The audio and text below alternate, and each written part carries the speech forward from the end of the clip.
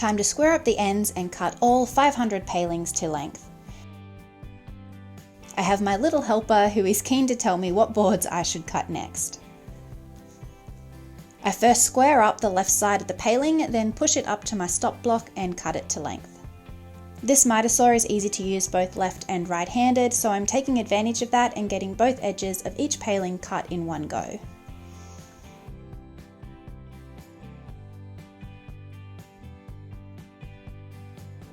It's really nice seeing all the random length palings becoming all the same length.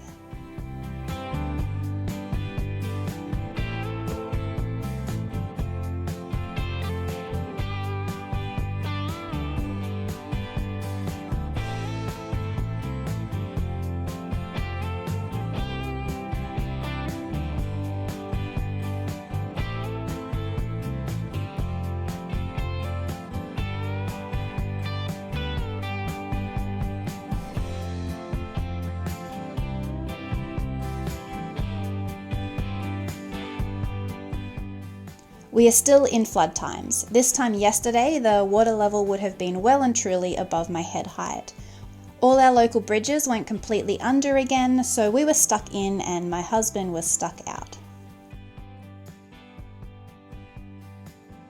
I made this very fancy tarp add-on to the shed. My miter saw and stand is quite big and I needed more room under cover. What the hell is that? Oh, it's the sun.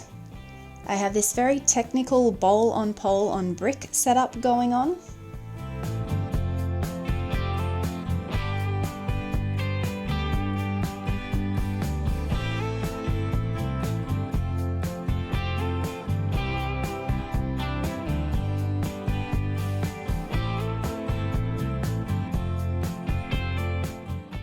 All the offcuts are going into the fire bin for winter.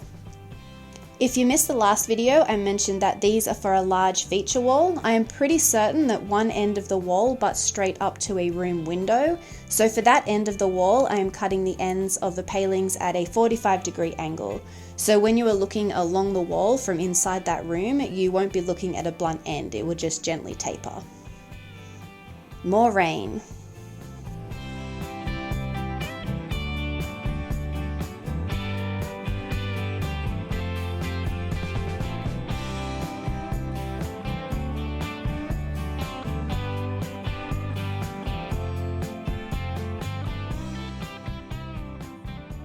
For the shorter lengths, I'm able to get 2 per board, so I cut a 45 on either end.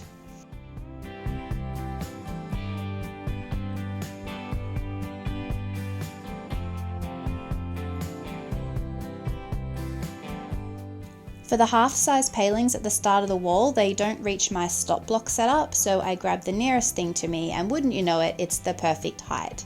As my dad would say, it was more arse than class.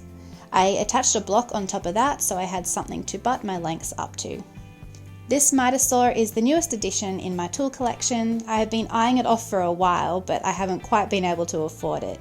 My husband cashed in a heap of old tractor batteries and was able to cover over half the cost of the saw. It has been a huge time saver. Before I had this, I would use my circular saw and a cut-off jig that I made to cut consistent lengths. There is a bit more of a story as to why we invested in this saw. I may as well tell a small part of it, that way in a few years when I look back at this video we can see just how far we've come, hopefully. So we were this close to getting the property of our dreams. No house on it, but 200 acres of trees and privacy in the mountains. This miter saw was going to help me with building a small house for us to live in. I thought by my mid-30s I'd have my life a bit more figured out. We are a family of 4 living in what feels like a small box that I keep trying to build more space onto.